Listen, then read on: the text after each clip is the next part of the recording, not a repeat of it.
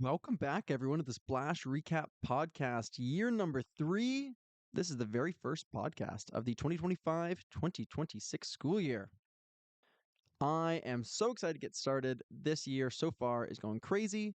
This one will go through all the meets a little bit quickly just because there have been so many in the month of October that it's hard to go into really good detail. But in November, we will really dive into it. We will really be going into good detail because we have big meets. We have Canada West. We have divisionals in the OUA. There's a lot of things going on.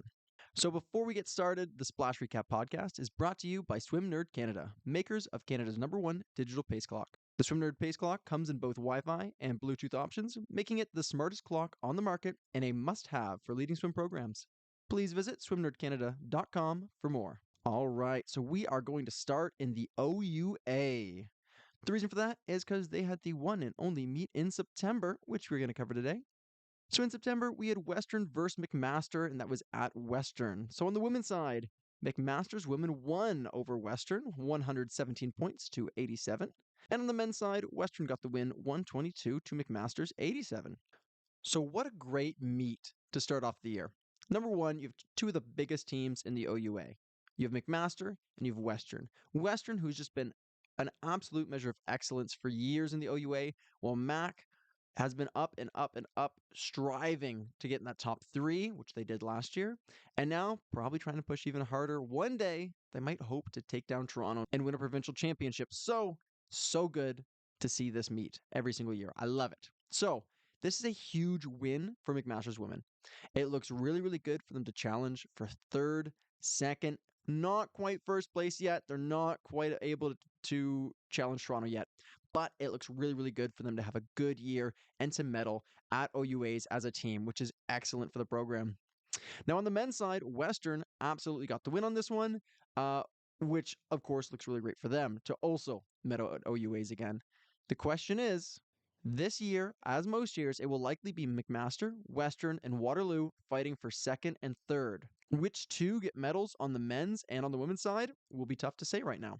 But it's a really good look, a really good start for McMaster's women and for Western's men. Okay, now into October. The first meet in October was the Carleton Tri-Meet, where Carleton, Queens, and Laurier all went up to Ottawa to Carleton to have a little face-off. So the scores, as a Tri-Meet, it's kind of like a double dual meet kind of concept. So Laurier versus Queens. On the women's side, it was 663 to 552. Laurier and Carleton, 671 for Laurier, 591 for Carleton, and then Carleton versus Queens. Carleton 606, Queens 577. So Laurier swept the women's titles. They beat Carleton, they beat Queens, and Carleton was able to beat Queens, which is really, really impressive for that program. Queens has been known for the last couple of years to have a really strong women's team, where their men's team has been trying to pick up the pace. Carleton, though, they've been pushing. They really, really want to do better at OUAs. They really want a bigger team. They want to get that varsity status at the university. They want respect. They want respect on their name. So I think they showed it.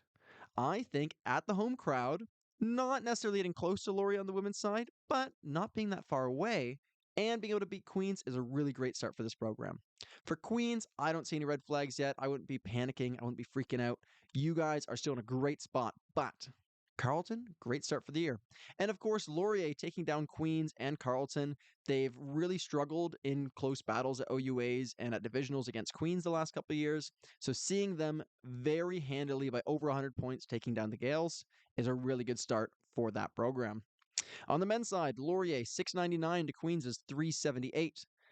Laurier 695 to Carleton's 490, and then Carleton 544 to Queens' 410. Laurier's men absolutely walked away with this. Laurier won every single event except the 200 fly, which was won by Carleton. They are looking like a scary strong program this year.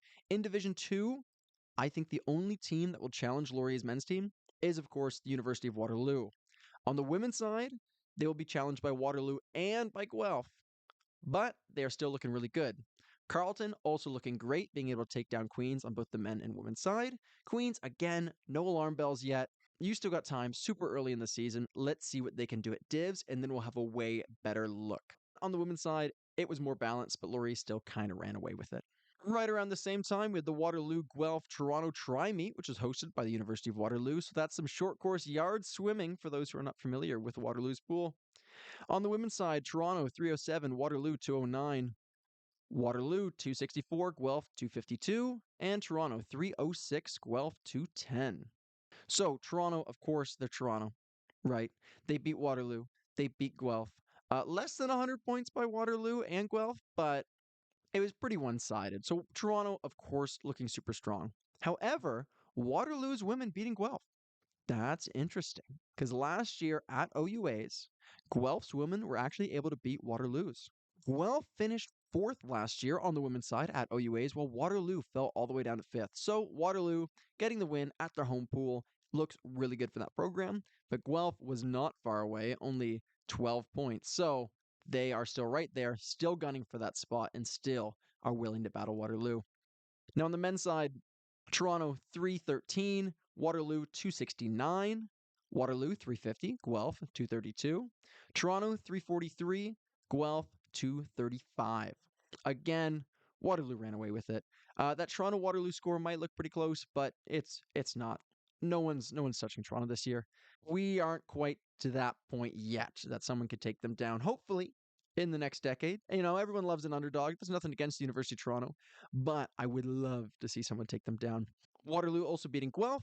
Again, it's a good start for them. Guelph has really been building up their team in the last couple of years. They're building up that men's team. It's not quite at the level of their women's team yet, but really good start for the year for these programs.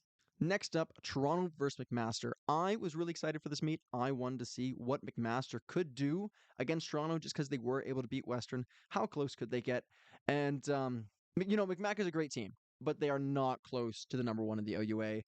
Toronto on the women's side, 74 to McMaster's 49, and on the men's side, 73 to McMaster's 46. So it was pretty one-sided. It was pretty much all Toronto. However, Mac is still a strong program, but not quite at Toronto's level. Next up, we had a fun meet, the OUA Sprint Invitational. So if you are not familiar with this meet, it's basically all 25s and 50s, and I think the 100 IM, and that's pretty much it. It is fast, fast, fast, fast. On combined score, Brock got the win, 1295, then Guelph, 1021, then York, 537, then Brock Niagara with 419, then Western, which was just shown to Branton, Royal City Aquatics, 15, and Orangeville Otters, 11. On the women's side, Brock still got the win, 620, Guelph 590, then Brock Niagara, then York, Western, Royal City. On the men's side, it was Brock, then it was Guelph with 431, then York with 371, so not far behind, then Brock Niagara, then Orangeville. So, what did we learn? Brock is strong. Their women were also able to beat Guelph in sprint events. That is huge, while the Brock men just absolutely ran away with it. York's men are close to Guelph's. Could they challenge at OUAs or divisionals? And that's not a diss on Guelph. This Lions team has been building for years. When I came into the OUA, when I started paying attention to USPORTS swimming, York had a very, very small team, not a full roster, but new coaching staff, new goals, new ambition. They've been building, building, building. They may even be a threat for 6th or 7th place at OUAs this year.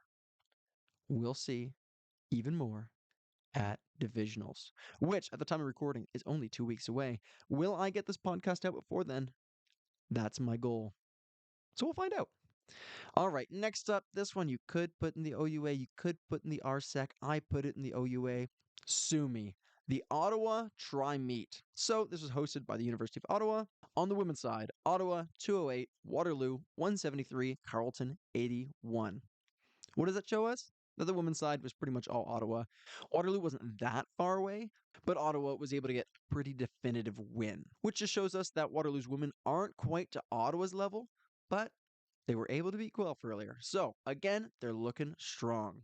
On the men's side, Ottawa 209, Waterloo 208, Carleton 49. Wow. Wow, wow, wow.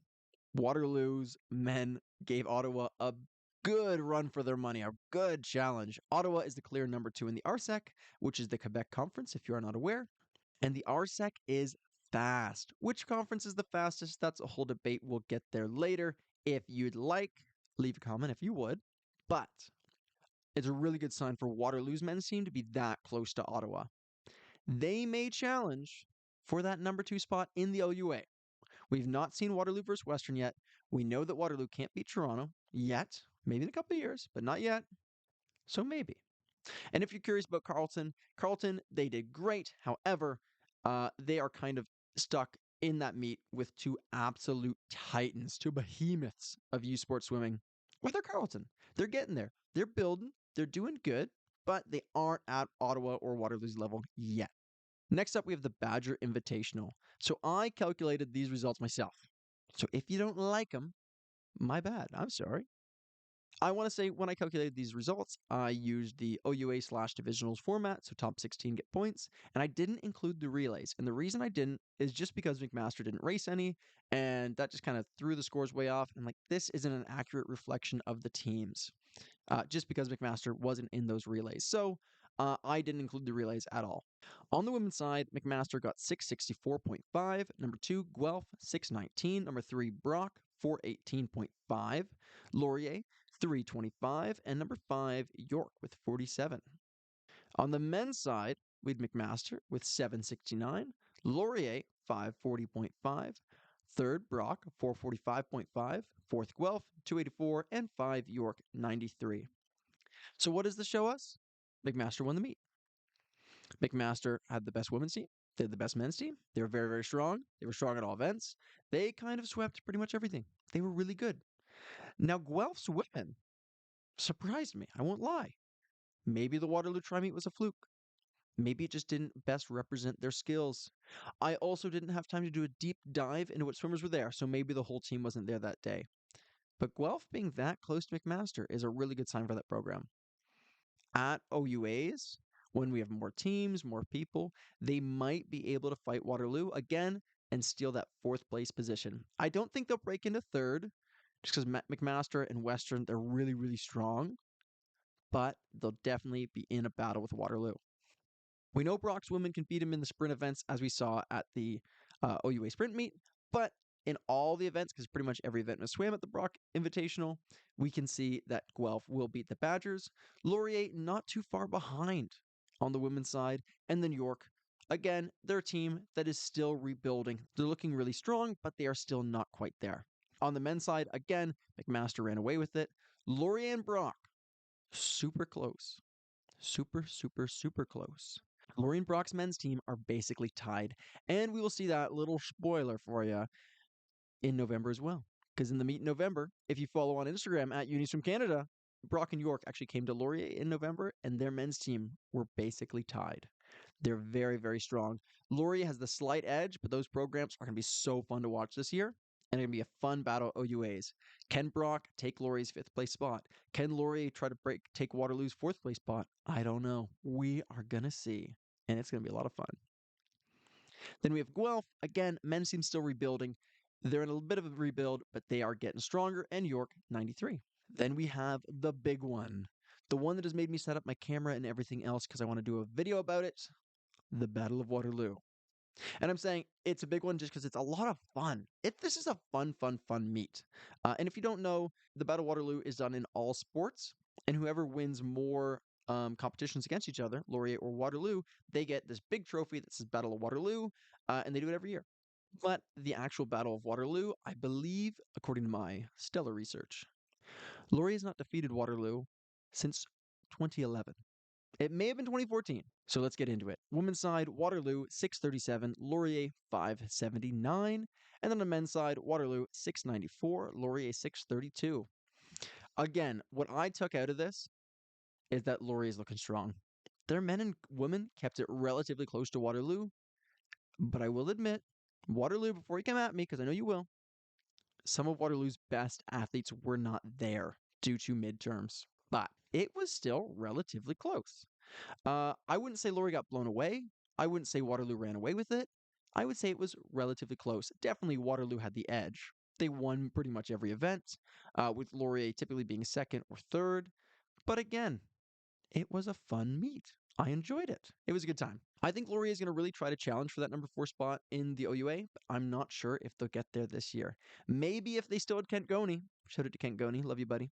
But without him, I don't know if they'll make it to number 4, but they're going to try their best. And in divisionals, with the other teams there, they are going to try to push Waterloo. They're going to try to win divisionals. but it's going to be tough, especially with Guelph's women team in there. Okay, though, that's enough with the OUA. All the other viewers from across the country are like, would you stop? So we're moving on to the RSEC, which is the Quebec Conference, if you're not aware. And we have Coop 1 and Coop 2. So Coop 1, combined scores. McGill wins it, 953. Ottawa, 595. Montreal, 443.5. Laval, 335.5. Sherbrooke, 246 and Trois Rivières, 23. The order for the women was McGill, Ottawa, Laval, Montreal, Sherbrooke, Trois Rivières, and for the men was McGill, Ottawa, Montreal, Laval, Sherbrooke, Trois Rivières. Coop 2, combined, McGill, 1,067, so they improved from Coop 1. Ottawa, 576.5, so they were slightly less than they got last time. Montreal, with a big jump up. They almost threatened Ottawa with 558.5. Laval, 447, with another big jump up. Sherbrooke, 272, which was also slightly more than before. And Trois Rivières, 41.5, also slightly more than before.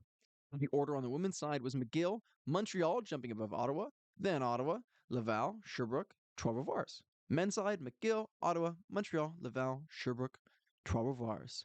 What did we learn from these two meets? Number one, McGill still rules the RSEC. It's not even close. Not even close. They did amazing last year. They've been doing really well all the years I've been paying attention. They did amazing last year, and they are looking just as good this year. Ottawa is the clear number two, but Montreal is not far behind, and they are going to battle for that number two spot, especially on the women's side, which we saw that from Montreal last year too. They really pushed Ottawa on the women's side. So, will they be able to take them down by the end of the year? Because there is, again, an RSEC ranking where they take all the meets and combine them, and they have a final, like, here's the RSEC ranking. Will they take that number two spot from Ottawa? Maybe. But for now, Ottawa's still the clear number two. Laval, clear number four right now, above Sherbrooke and Trois Rivières. Sherbrooke and Trois Rivières, they're looking good, but they are not quite at the level of these other teams yet. But they are getting better and better every single year. I look forward to Coop 3, which actually just finished. I need to go and review that and then make your post. I haven't done that yet. That's on my list for tonight. Next up, we're moving to the Canada West.